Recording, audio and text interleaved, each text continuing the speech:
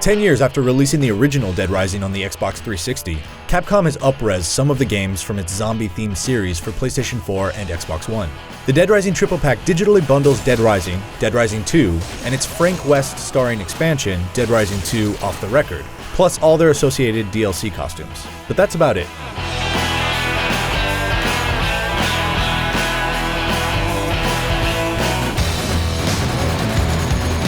So what's special about this collection?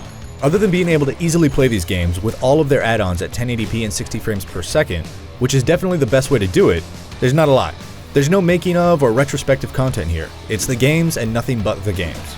The additional outfits are nice if you're looking to dress up like a ninja or a cardboard robot, or cosplay Frank as a katana-wielding Johnny Cash. But their value is cosmetic and fleeting. And speaking of cosmetics, Capcom has done little or nothing to improve textures, character models, or effects. The decade-old Dead Rising hasn't aged especially well, and bumping up the resolution can only do so much to improve it. Performance-wise, the bump to 60 frames per second certainly helps smooth out the panning camera, especially since there are usually dozens of zombies on screen at once. So that's a lot easier on the eyes. The only place the frame rate takes a dive is when using specific weapons, such as the sledgehammer. But that has to be a bug. But let's call it like it is. The Dead Rising series hasn't ever been about twitchy reaction time. Zombies are slow and their reach is pretty forgiving, so the frame rate isn't going to make you a more efficient slayer of the undead. The original Dead Rising in particular leans pretty heavily on mechanics that mitigate input lag. Build-up time for power attacks is still a major part of the experience, so though the boost in frame rate is welcome, it's not really a game changer for this style of action game. Dead Rising 2 and Dead Rising 2 Off the Record get much more out of the up-res treatment thanks to their relatively more recent visuals.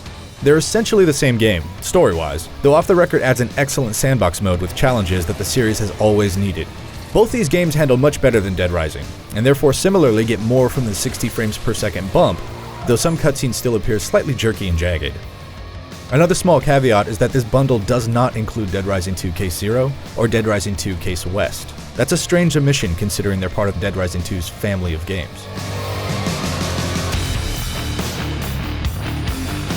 The bottom line is, if you haven't played any three of these games, this is the best looking console version to date. And these enduring zombie smashing games are still well worth a playthrough.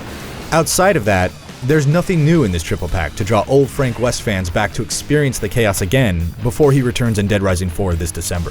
For more on all things Dead Rising, you're already in the right place, right here on IGN.